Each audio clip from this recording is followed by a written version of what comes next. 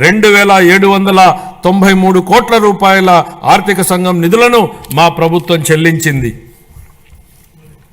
ఎన్టీఆర్ భరోసా, ఎన్టీఆర్ వైద్య సేవ మరియు దీపం 2.0 పథకాలకు 31,613 వేల కోట్ల రూపాయల్ని మా ప్రభుత్వం విడుదల చేసింది.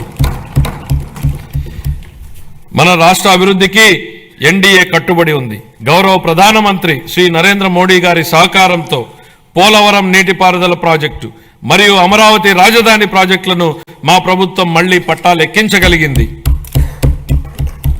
23-24 ఆర్థిక సంవత్సరంలో మూలధన పెట్టుబడుల కోసం కేంద్ర ప్రభుత్వాలు రాష్ట్రాలకు అందించే ప్రత్యేక సహాయంలో అయిన ఖర్చు కేవలం 4,090 కోట్ల రూపాయలు మాత్రమే. 24-25 ఆర్థిక సంవత్సరంలో మన రాష్ట్రానికి గణనీయంగా 7,200 కోట్ల రూపాయల మేర కేటాయింపులు పెరిగాయని గౌరవ సభకు తెలియజేయడానికి ఎంతో సంతోషిస్తున్నాను. మార్చి 31, 2025 నాటికి ఈ కేటాయింపులు మరింత పెరిగే అవకాశం ఉంది. మా ప్రభుత్వం పాలనా పగ్గాలు చేపట్టాక రాష్ట్ర ఆర్థిక వృద్ధి మళ్లీ గాడిలో పడింది. 24-25 ఆర్థిక సంవత్సరం మొదటి ముందస్తు అంచనాల ప్రకారం రాష్ట్ర స్థూల దేశీయ ఉత్పత్తి 12.94% వృద్ధి చెందింది. అన్ని ముఖ్యమైన రంగాలు మరింత బలం పుంజుకున్నాయి. వీటిలో వ్యవసాయం మరియు అనుబంధ రంగాలు 15.86%, పరిశ్రమలు 6-7% వృద్ధిని సాధించగా సేవల రంగం 11.7% వృద్ధిని సాధించగలిగాయి. జూన్ 2024 నుంచి అతి తక్కువ సమయంలోనే మా ప్రభుత్వం మేనిఫెస్టోలో ఇచ్చిన ఈ కింది ప్రధాన హామీలను నెరవేర్చింది. ఎన్టీఆర్ భరోసా పెన్షన్లను నెలకు 4,000 రూపాయలకు పెంచడం జరిగింది. పేదల కోసం 204 అన్నా క్యాంటీన్లను ఏర్పాటు చేయడం జరిగింది. దీపం పథకం ద్వారా ఉచిత సిలిండర్లను ఇవ్వడం జరుగుతోంది. అర్చకులు, ఇమాంలు మరియు మౌజన్లకు గౌరవ వేతనం పెంచడం జరిగింది. 16,347 ఉపాధ్యాయుల నియామక ప్రక్రియకు మా ప్రభుత్వం శ్రీకారం చుట్టింది. అధ్యక్ష, చేసే ప్రతి పనిని ప్రజల ఆమోదంతో చేయాలనేది చంద్రబాబు గారి ఆలోచన. నేడు, రేపు మరియు మర్నాడు ప్రజలను ఒప్పించి ముందుకు సాగాలి.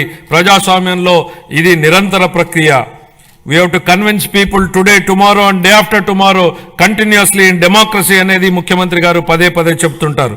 బడ్జెట్ అనేది కేవలం కేటాయింపులు మాత్రమే కాదు, ప్రజల ఆశలు, ఆకాంక్షలు, అభివృద్ధి, సంక్షేమం ఉన్న వనరులతో వీటిని సమతూకం చేయడమే బడ్జెట్ ప్రక్రియ. దీన్ని గత ప్రభుత్వం పూర్తిగా గాలికి వదిలేసింది. దీంతో ఆర్థిక వ్యవస్థ క్లిష్టతరంగా మారింది.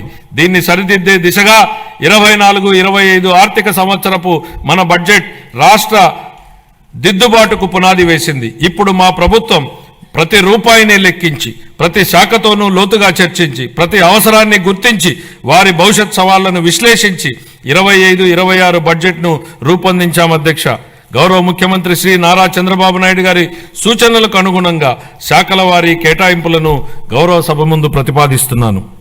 వ్యవసాయం మరియు అనుబంధ రంగాలు. ప్రముఖ వ్యవసాయ శాస్త్రవేత్త డాక్టర్ ఎంఎస్ స్వామినాథన్ గారి మాటలు నాకు గుర్తుకొస్తున్నాయి. వ్యవసాయం గాడి తప్పితే మరేదీ సక్రమంగా సాగడానికి అవకాశం ఉండదు. మన రాష్ట్ర వ్యవసాయ రంగం 62% జనాభాకు ఆసరాగా ఉంటూ మన ఆర్థిక వ్యవస్థకు వెన్నెముకగా నిలుస్తోందన్నది వాస్తవం. వ్యవసాయ రంగం ఎంతో ప్రాముఖ్యతను కలిగి ఉన్నప్పటికీ ఈ రంగానికి సంబంధించి అనేక కీలక పథకాలను అమలు చేయడంలో గత ప్రభుత్వం పూర్తిగా విఫలమైంది.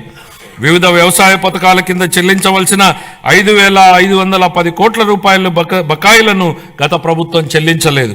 వీటిలో 693 కోట్ల రూపాయల బకాయిలను మా ప్రభుత్వం చెల్లించింది.